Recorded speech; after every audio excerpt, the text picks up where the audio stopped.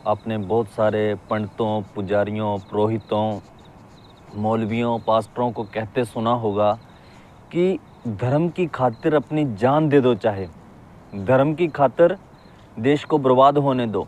अगर तुम्हारे सामने कभी देश और धर्म चुनने की बारी आई तो तुम सबसे पहले अपना धर्म चुनो। तुम्हारा देश बर्बाद होता है, हो जाए, तुम बर्बाद होते हो जाए, लेकिन उन बर्बाद होने वालों में से कभी भी कोई पंडित, पुजारी, पुरोहित, मौलवी नहीं होता है। क्यों? वो खाली तुम लोगों को ये बताने के लिए है कि तुम धर्म के पीछे मर जाओ, लुट जाओ, बर्बाद हो जाओ, लेकिन धर्म को बचाओ। लेकिन अक्सर ही हम बोलते हैं कि हमारे भगवान ईश्वर खुदा ने ये धर्म बनाया है, उसकी मर्जी के बगैर कोई पत्ता नहीं हिलता है। फिर उसकी मर्जी के बगैर किस तरह से तुम्हारा जो धर्म है वो खतरे में आ सकता है?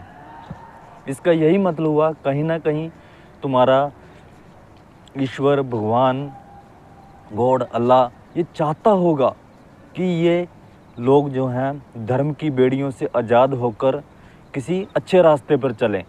लेकिन हम लोग कहीं ना कहीं भगवान, ईश्वर, अल्लाह की जो है मर्जी के खिलाफ जाने की कोशिश करते हैं। और वहीं पर दूसरी तरफ अगर सपोज करो, मान लो कि तुम लोग इसकी खातिर मर गए, तुम्हारा देश बर्बाद हो गया, सब कुछ नष्ट हो गया, तो उस धर्म को क्या करोगे? कौन मानेगा फिर उस धर्म को? कौन ईश्वर अल्लाह की पूजा करेगा? कौन उसको मानेगा? तुम ही नहीं रहे। अगर तुम कुछ समय के लिए अपना देश बचाने के लिए, अपनी जान बचाने के लिए धर्म को साइड में कर दोगे, अगर तुम बचे रहोगे, तुम्हारा अस्तित्व होगा, तो तुम्हारे ईश्वर अल्लाह ने चाहा तो तुम फिर दोबारा से वही गदी गेड़ में पड़ सकते हैं, उसी चक्कर में पड़ सकते हैं। सही माने तो तुम लोगों को धर्म से कुछ और लेना देना नहीं है।